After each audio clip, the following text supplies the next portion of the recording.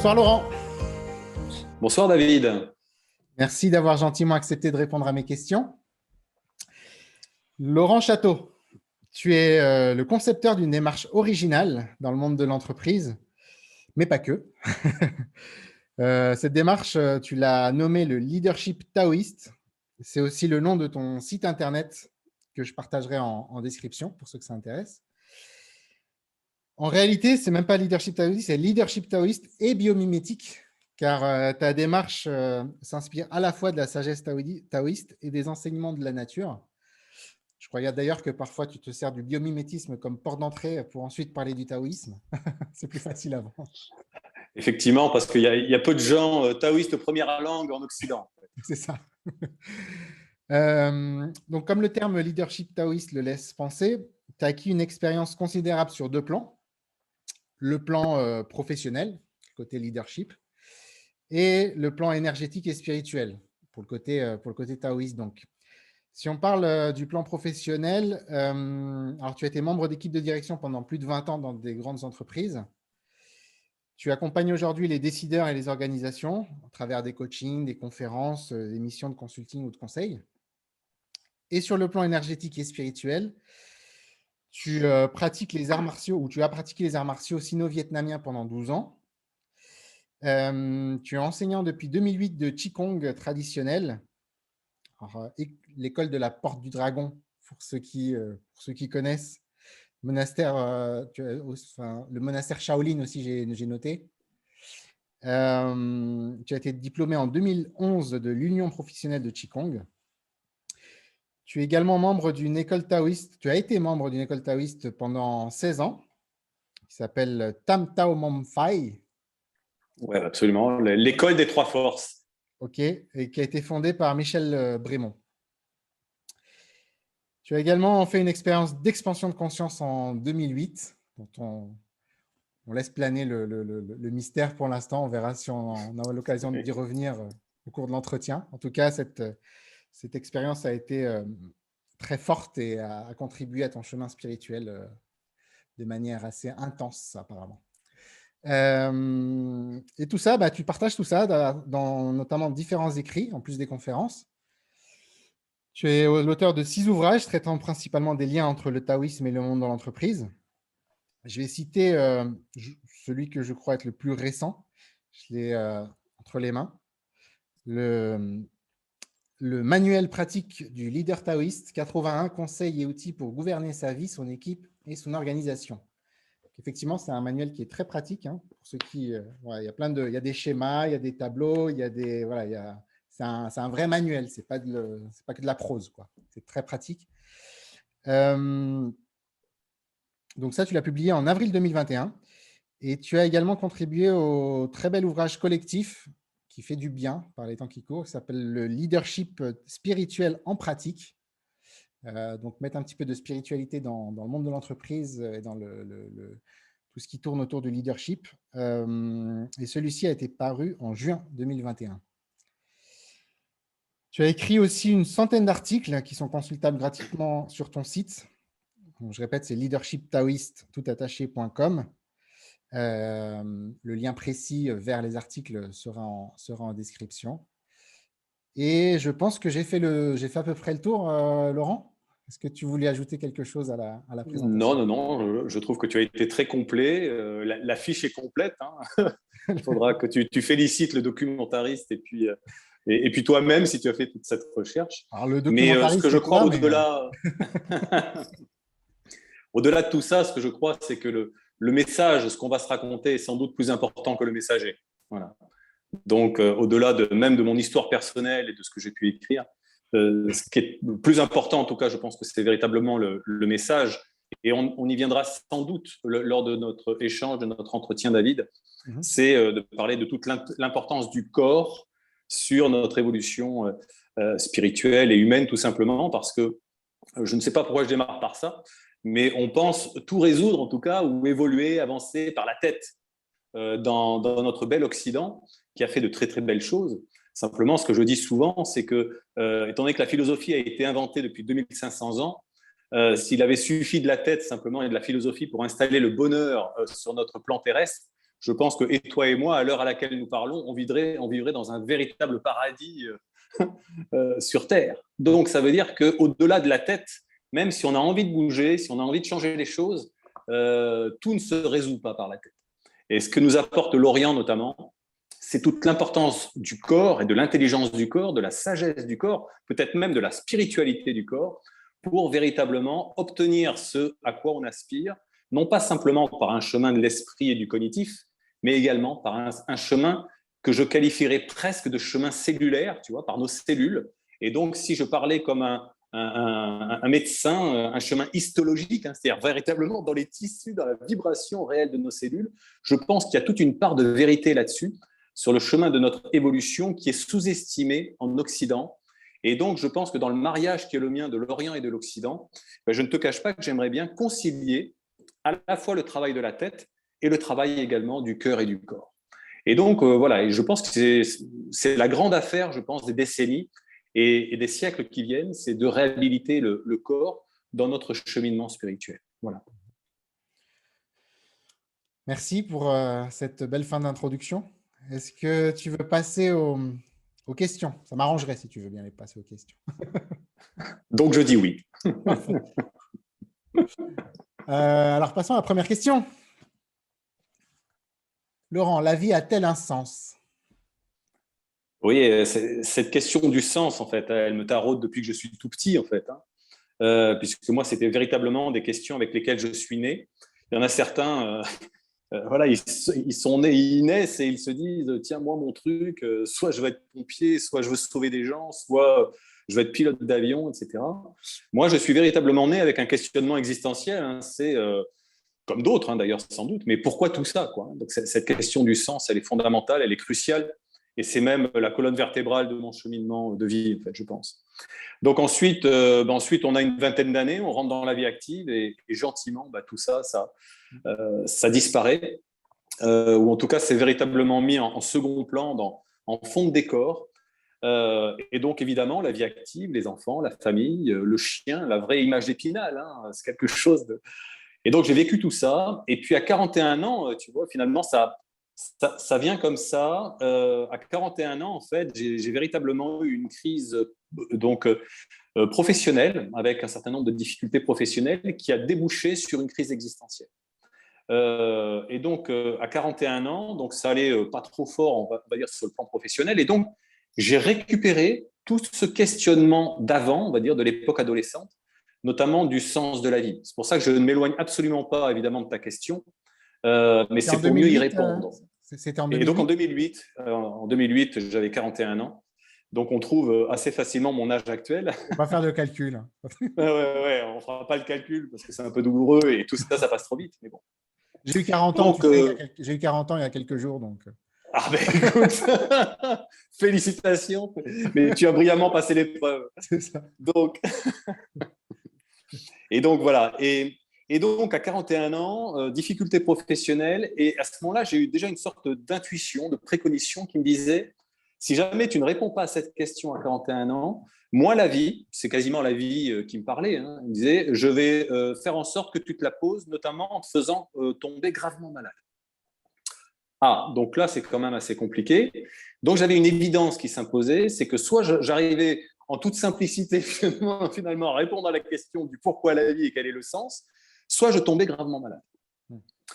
Donc ça, c'était une certitude. Et puis bon, pour donner une version un peu courte, hein, parce que j'ai dit que c'était le message qui était plus important que le messager, donc j'ai fini par rencontrer un thérapeute avec tout un tas de hasards, de synchronicités qui ont fait qu'elle était en région parisienne, j'ai fait 800 km, et puis là aussi, ça a failli ne pas se faire, et puis au bout d'un moment, il y a eu un gros choc émotionnel, et j'ai connu, donc j'ai vécu une expérience d'expansion de conscience marquante, tout à fait exceptionnelle, à l'occasion de laquelle j'ai reçu un formidable cadeau, notamment intuitif. Donc j'ai pris conscience. Le cadeau, c'était la conscience de la conscience, et évidemment le cadeau dont parlent tous les mystiques et dont parlent tous les expérienceurs notamment de mort imminente, qui est le cadeau de l'amour universel. Donc les portes se sont ouvertes à ce moment-là, et donc comme on dit dans la tradition taoïste, l'espace non pas simplement de cette expérience-là, mais l'expérience, elle a duré 1 mois, en fait, hein, donc ça a été quand même assez long. Eh bien, comme on dit dans la tradition taoïste, la petite conscience a rejoint la grande conscience. Et c'est un cadeau extraordinaire, en tout cas, qui m'a été donné. Et c'est grâce à ce cadeau, finalement, qu'aujourd'hui, ma vie a changé. Et je réponds à la question du sens et je tente du mieux que je le peux d'accompagner ceux qui me font confiance et à qui, j'espère en tout cas, je pourrai faire partager tout ou partie de ce cadeau. À ce stade-là, déjà dire que quand je parle de taoïsme, évidemment, ce qui est important, c'est de dire que c'est d'inspiration taoïste, parce qu'il est hors de question ici pour moi de dire que ce que je vais raconter, c'est le taoïsme. C'est évidemment mon interprétation, et là-dessus, j'admets complètement ma propre subjectivité, mon interprétation des textes et également des messages, des inspirations qui sont les miennes à la lecture de différents auteurs. Et également, j'y reviens, et ce sera, je pense, assez récurrent dans mon discours, au travers de ma pratique de Qigong et pratique méditative, et notamment l'importance du corps et des messages que le corps peut te communiquer. Donc, en ayant dit ça, c'était une longue introduction sur la question du sens. Évidemment qu'on ne naît pas sur la base d'une ardoise vierge. Notamment quand on regarde certains auteurs, certains musiciens particulièrement talentueux. Quand on regarde la vie de Mozart, par exemple, la vie de Mozart nous explique par la preuve, en fait. Hein. Et quand je parle de Mozart, je pourrais parler aussi de Liszt, je pourrais parler de tous les grands virtuoses. Donc, très tôt, en fait, ils ont acquis des compétences qui défient l'entendement, en fait. C'est-à-dire qui dépassent la rationalité simple, finalement, de l'ardoise vierge. Et donc, ils nous disent plusieurs choses. Ils nous disent, à notre naissance, on ne naît pas à partir d'un tableau blanc. Ça, je pense que c'est erroné, et le bon sens ou la simple observation nous l'explique et nous le prouve. Donc, alors évidemment, on n'est pas tous Mozart. En revanche, on a tous des appétences, des aspirations, des talents particuliers, des envies. Moi, assez tôt, je me suis intéressé au Japon. Pourquoi le Japon ? Ça venait de rien dans mon milieu professionnel, enfin personnel. Donc personne ne m'a dit un jour tu as été samouraï. Bon. Donc il y a aussi un jeu de mémoire, un jeu de souvenirs inconscients que Jung a appelé voilà, aussi une forme d'inconscient collectif, ou là pour le coup personnel, et que la tradition taoïste appelle le ciel antérieur. Ça, c'est intéressant. Donc, dans la tradition taoïste, il y a le ciel postérieur, c'est-à-dire ce que tu vis après avoir été conçu. Donc, il y a la vie intra-utérine, ensuite, évidemment, la naissance. Mais dans la tradition taoïste, et là-dessus, c'est très clair, on hérite donc d'un certain nombre de mémoires, évidemment de données, d'équations qui ne nous appartiennent pas, qui appartiennent évidemment à nos aïeux, à nos ancêtres, mais également au plan subtil. Et le ciel antérieur fait référence à la fois à la lignée, à la famille, à tous ceux qui nous ont précédés dans le phylum de notre famille, hein, de nos ancêtres, mais également donc au plan subtil, finalement, au plan invisible qui nous rattache quelque part au Tao. D'accord ?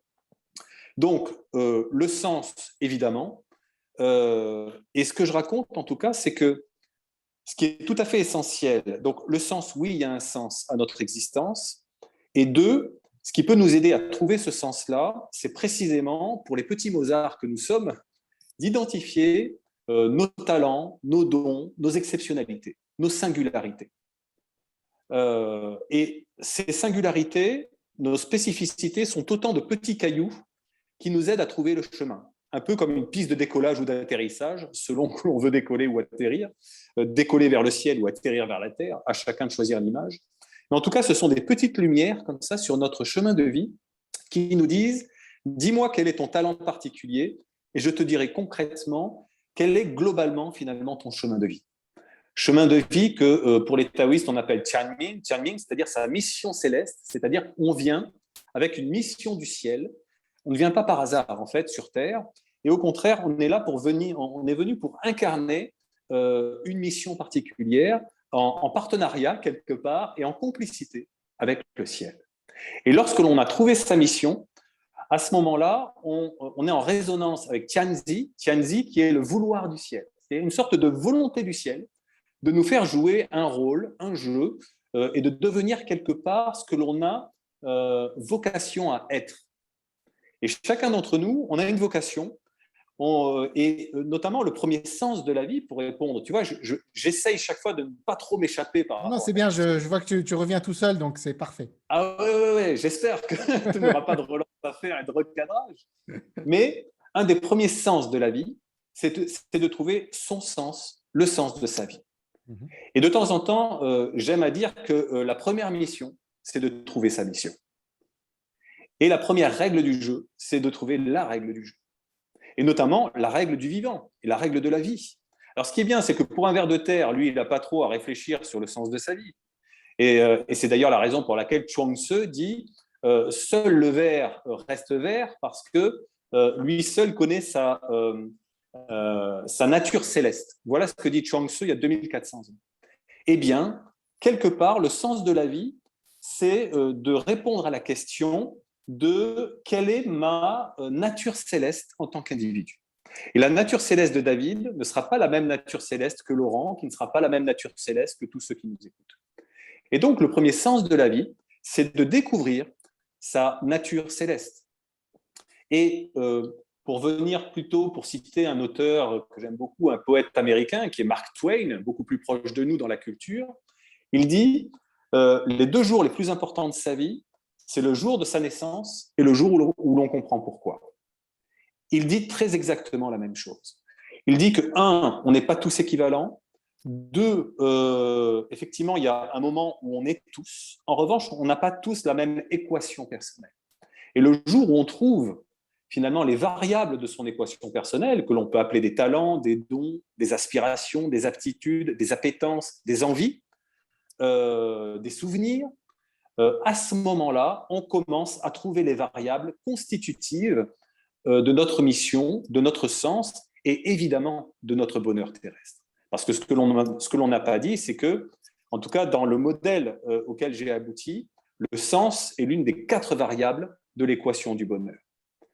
Et donc, le sens est également la réponse à la question de que me faut-il ou que me faudrait-il pour être heureux.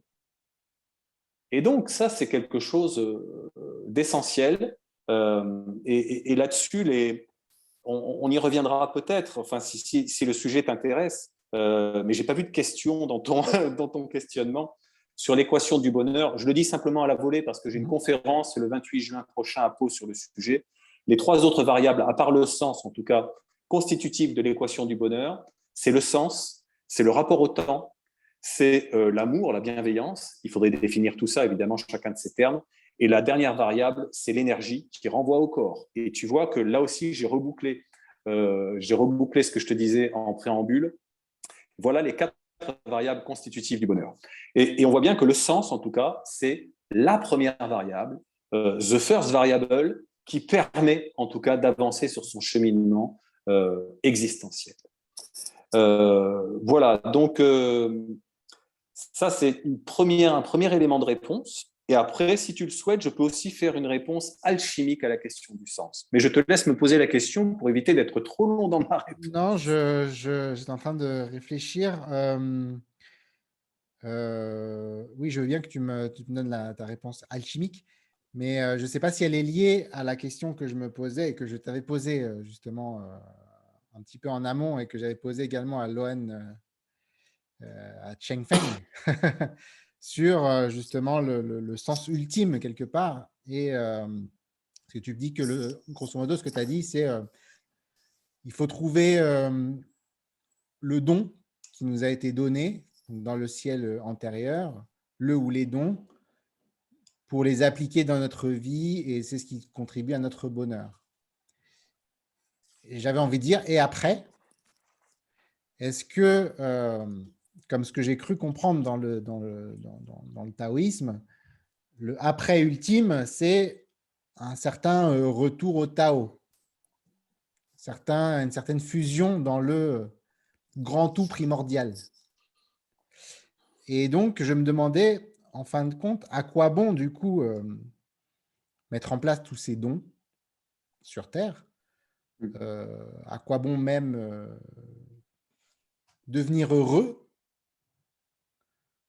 pour, à la fin des fins, revenir à un grand Tao initial et en fait, voilà, la boucle est bouclée, quoi.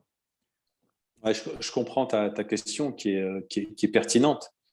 Euh, Peut-être avant de répondre à cette question assez abyssale et vertigineuse, en disant les choses, juste peut-être donner un exemple de ce qu'est un don par rapport aux personnes qui nous écoutent.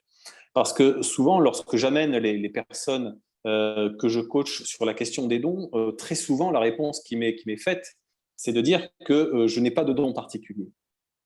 Peut-être que tu as déjà entendu cette réponse-là, et c'est d'ailleurs une réponse assez judéo-chrétienne qui cherche justement à se mettre plutôt en position basse, considérant vis-à-vis de l'autre que voilà, je n'ai pas à me montrer supérieur à l'autre. Sauf que, en parlant de ces dons, en prenant conscience de ces dons, ce n'est pas une affirmation vis-à-vis de l'autre, mais c'est surtout et avant tout une affirmation vis-à-vis de soi. Et on ne peut pas envisager en tout cas, installer l'harmonie dans la relation à l'autre sur la base d'une disharmonie intérieure. Donc, admettre ces dons, ce n'est pas un acte narcissique, c'est au contraire, l'image qui me vient, c'est admettre, par exemple, si je devais être un arbre, l'idée que je sois un cerisier plutôt qu'un pommier. Et donc, j'ai le don de produire des pommes si je suis un pommier, et j'ai le don de produire des cerises si je suis un cerisier. Mais ce n'est pas parce que je dis que je suis un cerisier ou un pommier que je suis contre celui qui n'est pas moi, ou que je suis contre une autre variété ou contre une autre espèce d'arbre. Donc, l'affirmation de soi que l'on appelle parfois, en anglais, j'ai l'assertivité, qui est une mauvaise traduction d'un mot anglais, peu importe. Ce n'est pas parce que je sais qui je suis, que quelque part, j'affirme avec toute la diplomatie évidemment requise qui je suis, que pour autant, effectivement, j'ai la volonté d'amoindrir l'autre. Au contraire, c'est parce que je sais qui je suis que je peux aider l'autre finalement à devenir qui il est et à installer une relation harmonieuse avec lui sur la base de ce qui me met en confiance, qui éloigne la peur et qui s'appelle un don ou un talent. Ça me rappelle, pardon, hein, ça me rappelle un petit peu la peur de débattre justement de spiritualité, des religions, etc. Justement, on se dit qu'on ne veut pas en débattre parce qu'on a peur de blesser l'autre ou d'entrer dans une sorte de violence relationnelle, quoi, vis-à-vis de… Alors qu'en réalité, si on affirme simplement ce qu'on pense et on en débat avec une autre personne qui affirme autre chose, enfin, je pense que c'est au contraire très, très riche et très enrichissant pour l'évolution globale. Mais bon, ensuite, il faut que les deux personnes soient suffisamment à l'aise, ouvertes et à Et l'aise avec ouverte. leur propre pensée, effectivement. Tu sais, il me vient deux citations. La première, alors je ne sais pas de qui elle est, qui disait si tu es d'accord avec moi, tu ne m'apprends rien. Donc ça, c'est la première citation. Donc si on veut apprendre dans une logique d'apprentissage, le fait que l'autre ne soit pas d'accord avec moi, c'est plutôt un plus. Donc ça, c'est un premier élément de réponse. Deuxième élément de réponse, c'est la citation très connue de Saint-Exupéry qui disait si tu diffères de moi, loin de me léser, tu m'enrichis. C'est très exactement la même idée. C'est de dire qu'on s'enrichit de la différence de l'autre. Et si moi, je suis un pommier et que j'ai en face de moi un cerisier, ben, je suis hyper content de goûter à un autre goût, une autre forme du vivant en tant que tel. Et une opinion elle-même, ça fait partie du vivant. Et si quelqu'un a une opinion différente, eh bien, c'est une autre facette de la vie qui s'exprime. Eh bien, cette facette-là, elle est importante et je l'accueille et je l'accepte comme étant une richesse supplémentaire qui m'est proposée, puisque là aussi, dans la tradition de l'Orient, il est dit que chacun d'entre nous, la vie est une sorte de grand miroir brisé, et chacun d'entre nous, on a finalement une partie du miroir de la vie. Et donc, s'il manque cet éclat, l'éclat de l'autre, et d'ailleurs l'éclat de l'autre, c'est quoi? C'est la lumière de l'autre, mais l'éclat au sens de miroir et l'éclat au sens de lumière, eh bien, il manque quelque chose à la vie. Et ne pas accueillir l'éclat de l'autre, ça veut dire qu'on se condamne à ce que le miroir soit incomplet et que la vie elle-même devienne incomplète.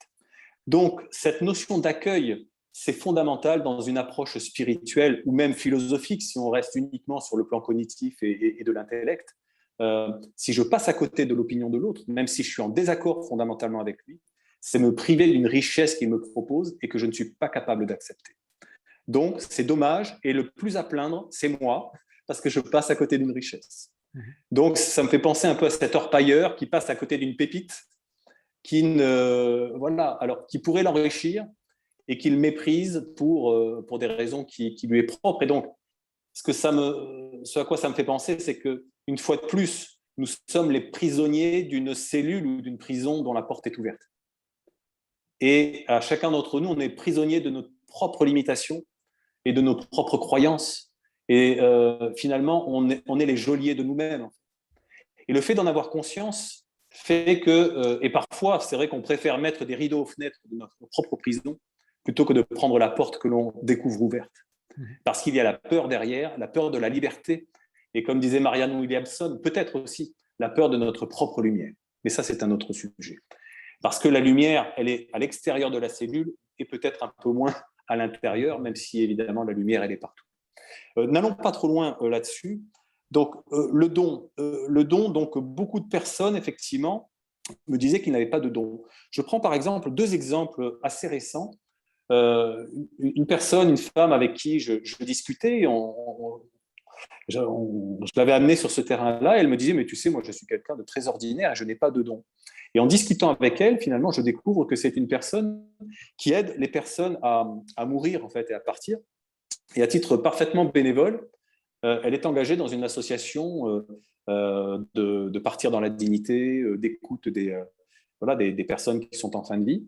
Et je lui ai posé la question de savoir si elle connaissait beaucoup de personnes en fait, dans son entourage, en tout cas à titre personnel, je n'en connais pas beaucoup, qui faisaient ce qu'elle faisait en fait. Et en fait, elle a pris conscience que ce qu'elle croyait être d'une très grande banalité ne l'était pas tant que ça. Donc, voilà, ça c'est un premier exemple que j'ai. Et donc, ça l'a aidé finalement à prendre confiance en elle et puis finalement peut-être à travailler également ce type de choses par rapport à son propre questionnement et confiance en soi. Le deuxième exemple que j'ai en tête, c'est un ami qui, lui, est extrêmement doué dans tout ce qui est jeu. Depuis qu'il est tout petit, son univers, c'est le jeu. Et donc, alors il a un boulot dans le domaine qui n'a rien à voir avec le jeu, hein, ce sont les études de marché, etc. Et le connaissant assez bien, puisque c'est quand même un très bon ami, ce don-là, cette aptitude absolument incroyable de pouvoir tout transformer en jeu, il ne l'a pas utilisé dans sa vie. Aujourd'hui, ça porte un nom, ça, dans le monde des entreprises, ça s'appelle la gamification, c'est-à-dire l'aptitude à transformer tout en jeu pour faire évoluer l'autre, les organisations, les systèmes, etc. Eh bien, c'est une aptitude à l'heure à laquelle on parle, dont je lui ai parlé, mais dont il ne se sert pas. Donc, ce qui est important, c'est que pour autant, il y a une étape après la prise de conscience de ces dons, c'est celui, 1, de les accepter, de les connaître, 2, de les accepter, et 3, de les mettre en œuvre. Et chaque fois, on perd du monde en route, en fait.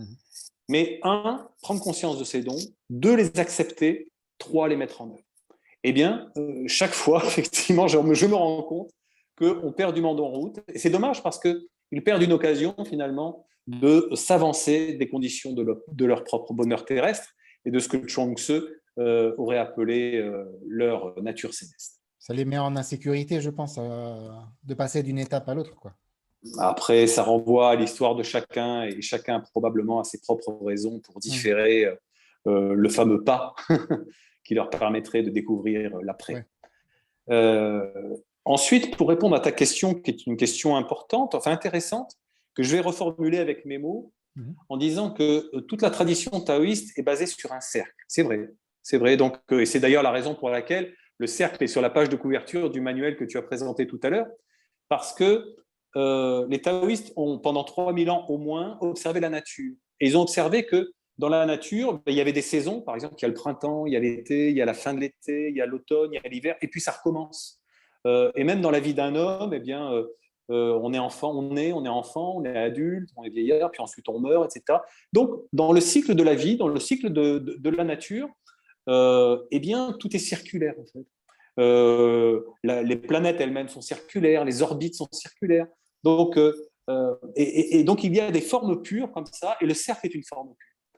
Et donc, dans la sagesse taoïste, en tout cas, il y a cette idée que les grands principes de la vie, parmi les grands principes de la vie, il y a ce principe de circularité, qui se retrouve également autour non seulement du cercle, mais également de la spirale, qui est un cercle dynamique, en fait. Une spirale est un cercle dynamique.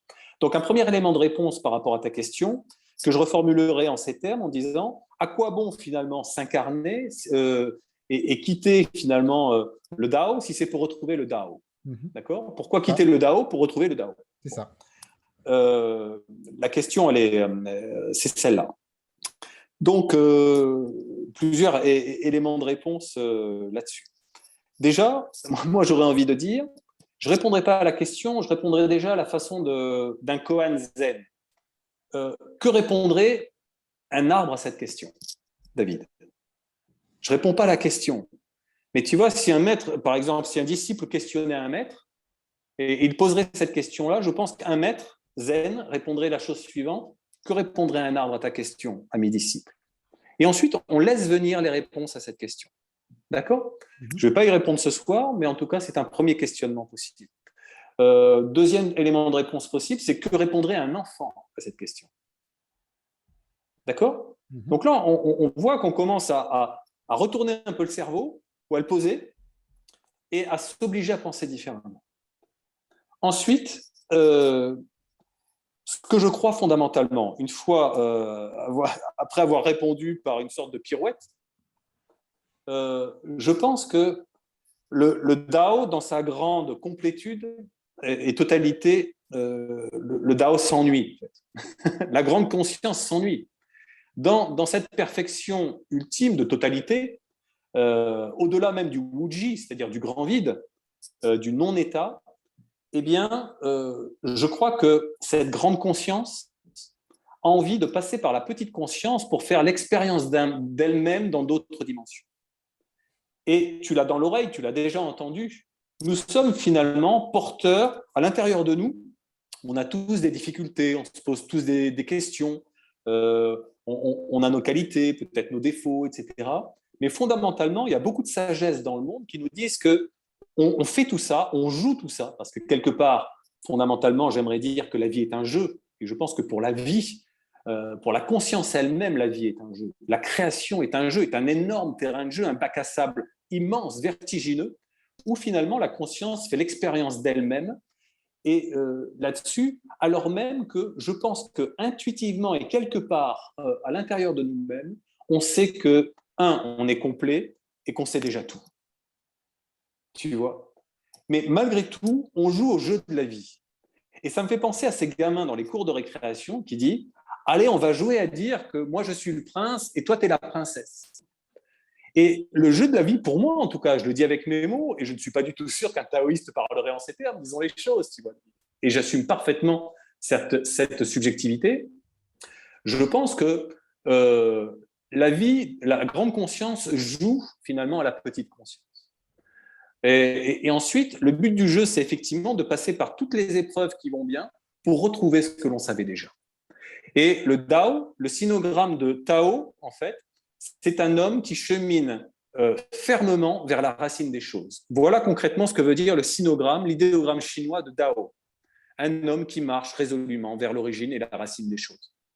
Et ce que rajoute le cercle, finalement, c'est que, effectivement, je pense qu'on part d'un point où l'on sait tout, et ensuite, il y a finalement ce que l'on appelle la chute originelle, finalement, dans la Bible, par exemple, qui nous dit qu'il y a ce travail d'oubli, ce travail d'imperfection, de construction, finalement, quelque part, qui nous fait oublier des données, oublier des variables, et ensuite, de ce monde de complétude et de totalité, finalement, la chute originelle, c'est ça, c'est ce que je le dis là encore avec mes mots, ce que les évangiles appellent le péché, en fait, ou même la Bible, la chrétienté appelle le péché.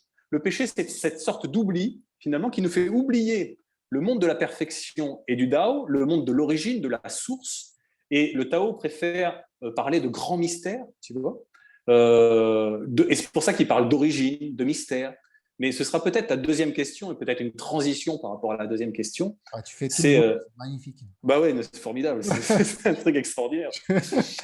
Et, mais, et donc, on joue au jeu de la vie, et donc, en s'incarnant dans la matière, on passe du ciel antérieur vers le ciel postérieur, et ce jeu de l'incarnation qui passe dans l'alchimie taoïste de l'esprit, puis ensuite du chi, de l'énergie, puis ensuite du jing, de la matière, chaque fois on perd, donc on passe du sans forme, et ensuite on s'incarne dans la forme. Et ce jeu alchimique inversé, quand on descend dans la forme, dans la matière, on réduit des choses, on perd des informations.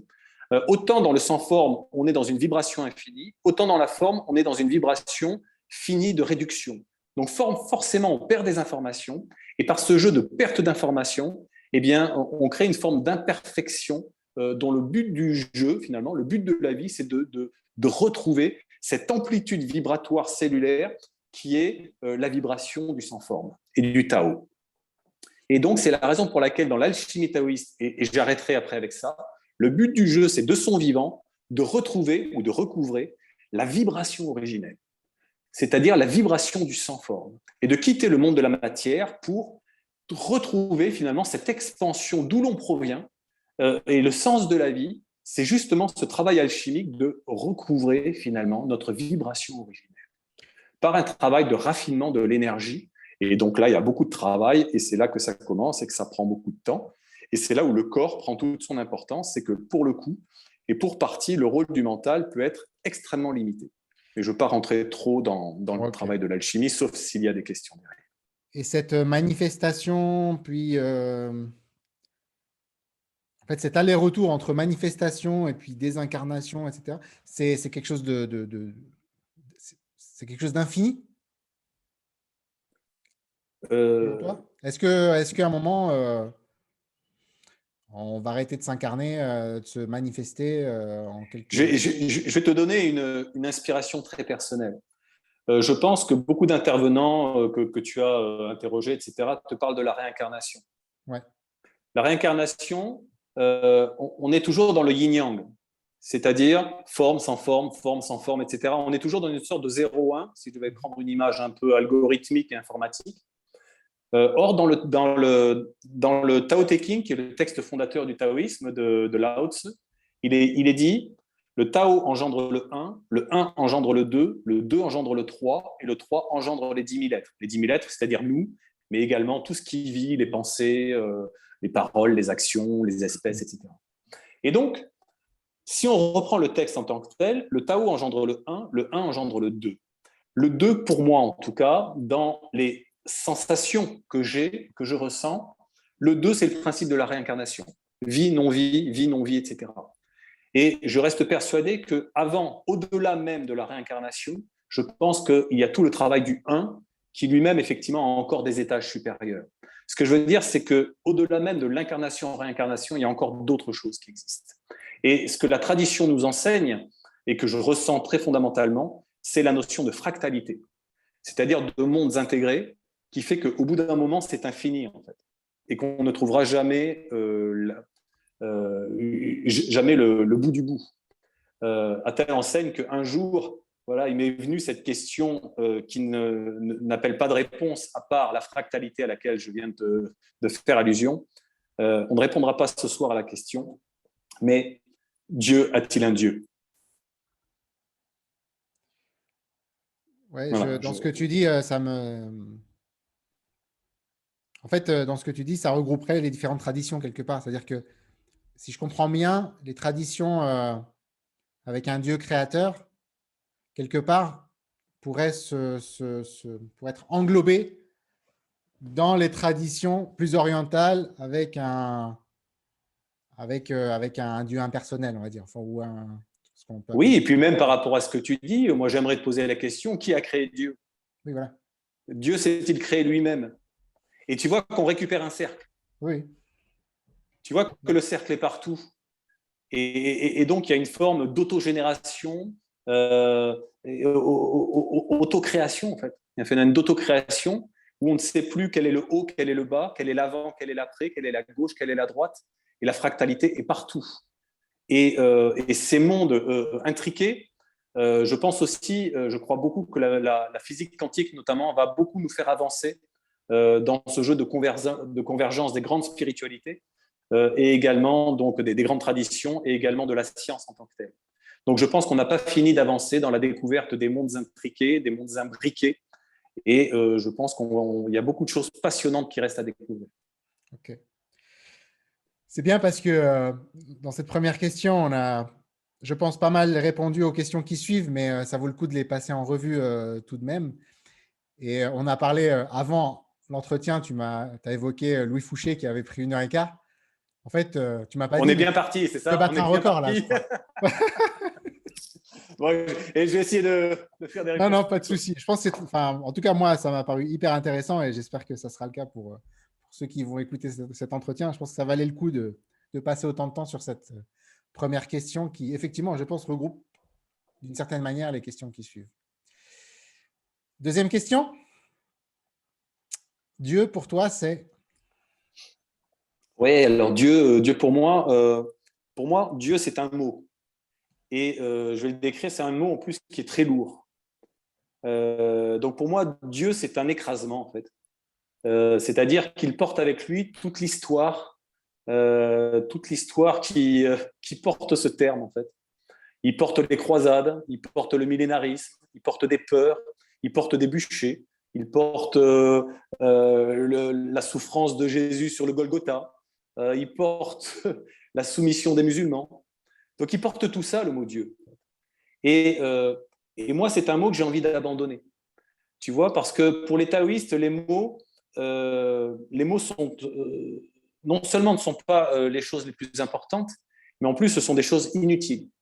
Parce que pour les taoïstes, la véritable connaissance, c'est ce qui ne peut pas se communiquer et être communiqué par les mots.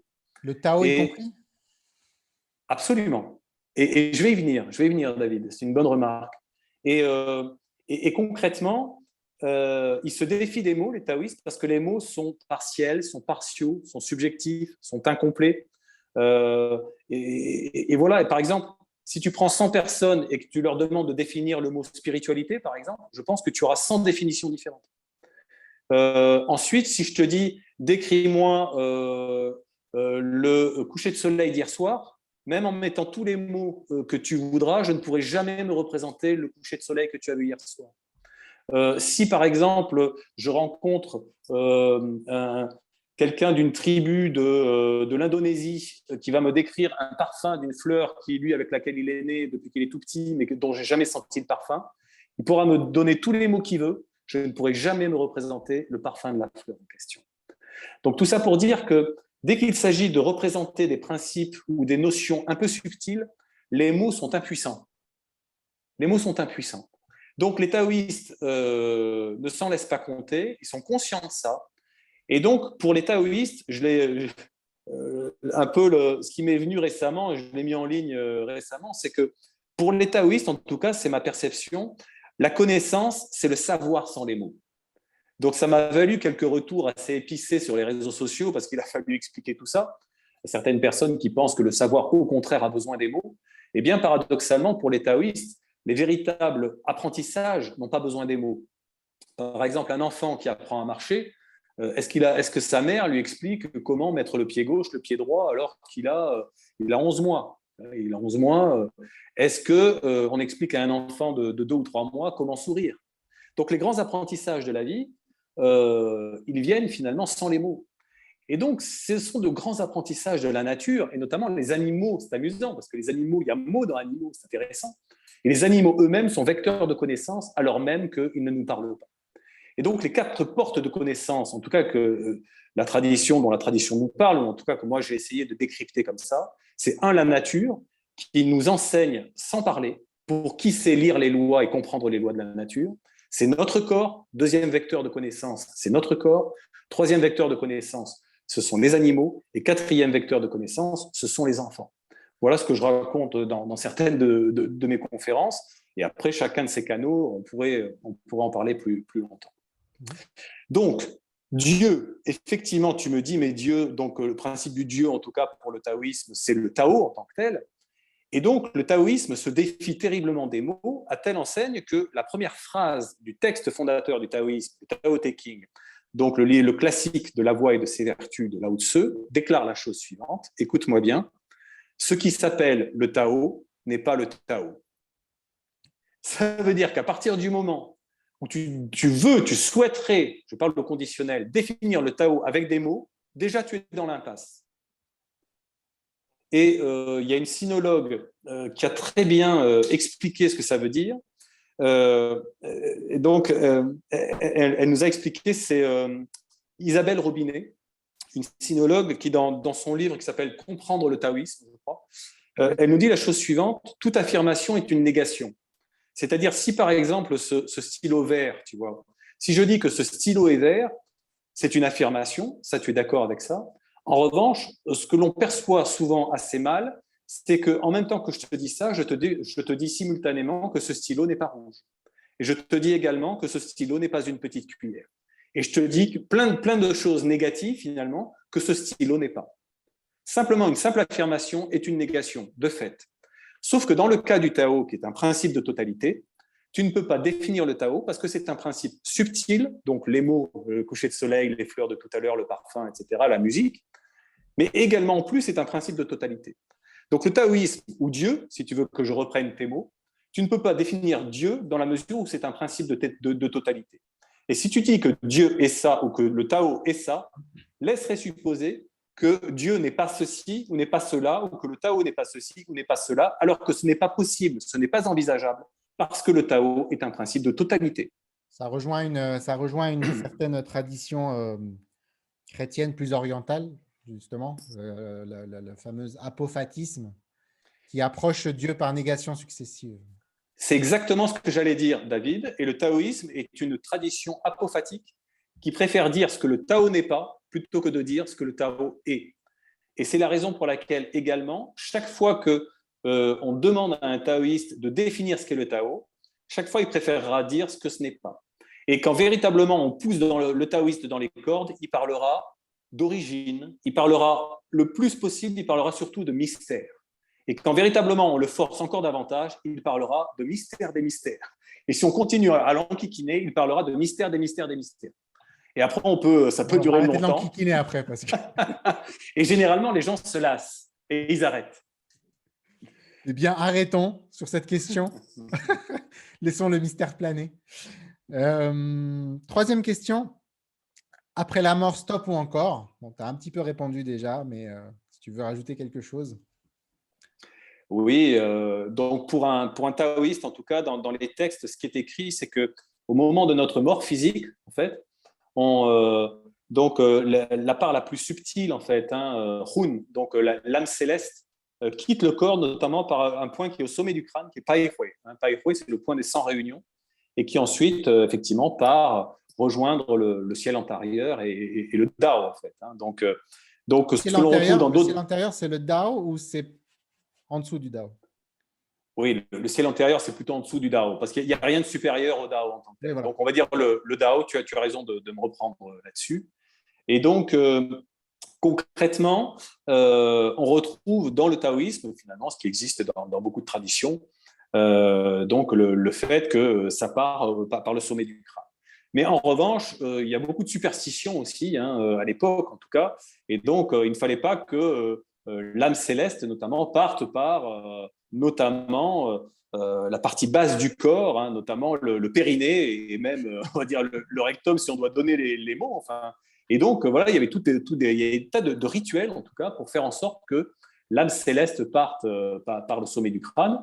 Et ensuite, ce qu'il est dit, c'est que, et d'ailleurs, c'est assez troublant, parce que quand j'ai vu ça dans les textes, je me suis souvenu un peu de Saint-Pierre, tu vas voir pourquoi. Parce que notamment, il est dit qu'au moment où l'âme finalement rejoint le Dao, eh bien, il y a un certain nombre d'entités célestes qui relèvent finalement les bonnes actions de celui qui a vécu. Et donc, on retrouve cette idée un peu de, peut-être pas de purgatoire, même si effectivement la tradition parle de 9 plans célestes et de 9 plans terrestres également, avec un certain nombre d'enfers, etc. Il y a quand même des proximités assez saisissantes par rapport à ce que l'on peut connaître en Occident.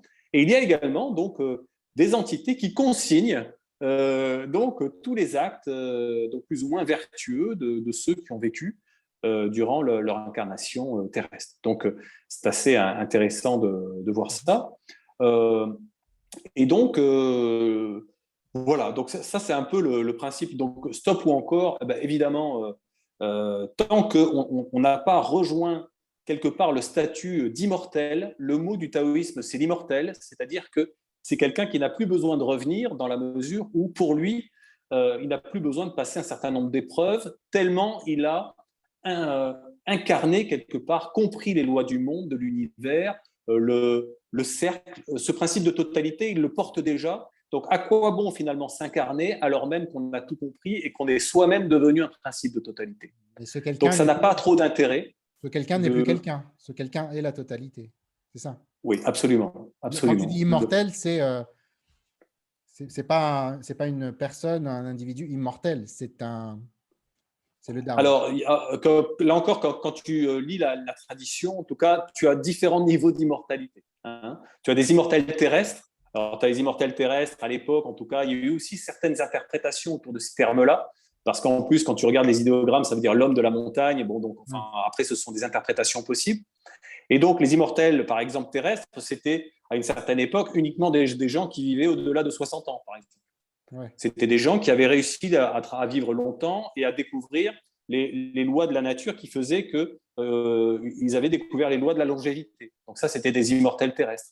Et puis ensuite, il y a des degrés comme ça. Mais le plus haut degré, c'est l'immortel céleste. Il n'y en a pas beaucoup. C'est-à-dire que ce sont des gens qui même disparaissent sur le plan corporel. Et les légendes, parce qu'il y a quantité de légendes évidemment derrière, parce qu'il y a de très belles histoires, racontent qu'à ce moment-là, ils commencent à marcher, à s'élever dans le ciel et ils disparaissent derrière les nuages. Et donc les immortels célestes voilà, rejoignent le Dao et également une sorte de panthéon qui réunit aussi d'autres immortels célestes. Donc ce sont des gens qui n'ont plus d'intérêt à s'incarner parce qu'ils sont eux-mêmes devenus la totalité et donc ils connaissent toutes les lois du monde. Donc à quoi bon finalement jouer à un jeu où on connaît les règles, on sait qu'on va gagner et finalement bon, donc il y a plus Mais trop. là, le Dao, justement, il connaît déjà les règles au départ. Mais bon, on ne va pas revenir Oui. sur cette. Voilà, bah après, confère ce qu'on s'est dit tout C'est ça. à l'heure. Et après, on peut rentrer. Et d'ailleurs, c'est intéressant parce que la tradition, à la toute fin, parle du grand oubli. Le grand oubli, c'est le moment où justement, tu effaces l'ardoise et à ce moment-là, peut-être qu'à ce moment-là, tu redémarres un nouveau cercle parce que précisément, tu as rejoint l'origine et donc peut-être que c'est le moment pour toi de redémarrer finalement un nouveau cercle ou alors une spirale. C'est à voir. OK. Merci. Quatrième question. Un personnage spirituel qui t'a marqué. Ouais. Ça, c'est pas prétentieux ce que je vais raconter, mais je pense que les maîtres véritables, en fait, pour moi, ce ne sont pas des maîtres humains. Pour reboucler par rapport à ce que je te disais tout à l'heure, je pense que les maîtres, en tout cas, qui m'ont le plus inspiré, c'est la nature, c'est le corps, ce sont les animaux et ce sont les enfants. Et donc, pour les enfants, de temps en temps, je m'amuse à dire que nos plus grands maîtres font moins d'un mètre. Voilà, petite cabriole de langage là-dessus. Et donc, Ah, ceux qui m'ont le… pour Oui. toi, ils font plus d'un mètre maintenant. Mais... Mais quand ils font un peu plus d'un mètre, ils commencent à être sous l'influence des parents et c'est foutu. Donc, après 7 ans, c'est foutu. Donc, voilà, des enfants un peu jeunes qui sont dans la spontanéité, qui sont dans l'authenticité, qui sont dans la spontanéité et donc forcément qui ne sont pas encore manœuvrés par nos croyances, nos règles de société, etc. Donc, pour moi, voilà nos véritables maîtres, en fait. Hein. Donc, un arbre, un animal, les enfants, Okay. etc. Donc, et après, je crois beaucoup, si tu veux, à nos maîtres intérieurs. Je pense que chacun d'entre nous, lorsque l'on parle de petite voix, je pense qu'il y aurait grand intérêt dans le bruit du monde et dans notre propre bruit intérieur de faire silence et d'aller écouter cette petite voix. Et je pense que chacun d'entre nous, on a un maître qui nous veut du bien pour peu qu'on accepte et qu'on trouve le moyen de faire taire le bruit du monde et le bruit de notre monde intérieur. Un conseil, par exemple, très simple qui est dans le manuel que tu as cité tout à l'heure, ce que je dis, c'est que lorsque vous allez courir, par exemple, il y a pas mal de gens qui courent, qui font du footing, du jogging, ce type de choses. Surtout, ne mettez pas d'écouteurs et branchez-vous sur votre propre radio intérieure. Donc, j'appelle ça moi FM. Moi FM, c'est pas d'écouteurs. Pourquoi? Parce que à ce moment-là, vous commencez à rentrer dans une petite transe. Il y a les endomorphines qui fonctionnent. Vous commencez finalement à stimuler votre cerveau qui part dans l'inconscient. Et à ce moment-là, vous commencez à vous mettre en dialogue avec votre voix intérieure. Et à ce moment-là, écoutez les messages qui vous reviennent. Et donc, soit vous vous posez une question avant d'aller courir, et au moment de courir, finalement, vous laissez venir la réponse. Soit, deuxième possibilité, vous allez courir sans question, et à ce moment-là, peut-être que la question viendra ou que des messages viendront sans même que vous ayez à poser de questions. Donc, c'est un truc très concret que je pourrais peut-être partager avec ceux qui nous écoutent et qui nous voient. Parfait. Merci beaucoup. Dernière question. 5e, le livre et ou le film que tu recommanderais à un ami en perte de sens? Ouais. Donc, les livres qui m'ont marqué surtout. Hein. Donc, on parlait de Petite Voix. Ben, moi, j'aime beaucoup le livre qui s'appelle La Petite Voix d'Eileen Cady, qui a fondé une communauté de Finsbury en Écosse. Donc, elle aussi, qui je pense est une initiée. Et vraiment, je renvoie à ses écrits. Hein. Eileen Cady, La Petite Voix. Je ne sais pas quel est l'éditeur, je ne me souviens plus. Et donc, elle a écrit des choses très simples et très inspirantes. Et donc, on peut ouvrir le livre à n'importe quelle page. Et donc, on a un message qui peut nous parler. Donc, notamment, moi, je vous invite, par exemple, à comment lire ce livre. On se pose une question, on a une réflexion, on a un problème ou un questionnement intérieur. À ce moment-là, de manière consciente, mais sans force, jamais de force dans le taoïsme, tout en douceur. Comme dit le taoïsme, c'est 20% de mental et 80% de vide. Et donc, on se pose une question très simplement, très légère, comme dans un rêve. Hop, et on ouvre le livre et on lit cette page et on essaye de se laisser inspirer par cette petite voix. Voilà, ça c'est la petite voix d'Eileen Cady. Après, il y a, pour ceux qui s'intéressent au taoïsme, Chuang Tzu, bien sûr, 2400 ans, un des fondateurs du taoïsme, qui raconte des petites histoires pour mieux comprendre le taoïsme et qui est le plus accessible, même si, bon, si on veut quand même, ça peut être un peu plus trapu. Donc, Chuang Tzu, qui a écrit un livre éponyme, hein, Chuang Tzu, voilà, de manière très simple. Et enfin, un dernier livre qui m'a vraiment beaucoup marqué, qui m'a été d'ailleurs recommandé à l'époque par un thérapeute. C'est un livre qui a été écrit par un hypnothérapeute très rationnel américain qui s'appelle Michael Newton et qui a écrit Un autre corps pour mon âme et qui explique concrètement le cercle de la réincarnation par des gens qui font des régressions. En fait. Et lui, il ne souhaitait absolument pas trouver ça. Et petit à petit, il avait des patients qui lui racontaient des histoires et il en a fait un livre et qui raconte concrètement l'histoire de la vie et notamment par rapport au plan subtil, etc.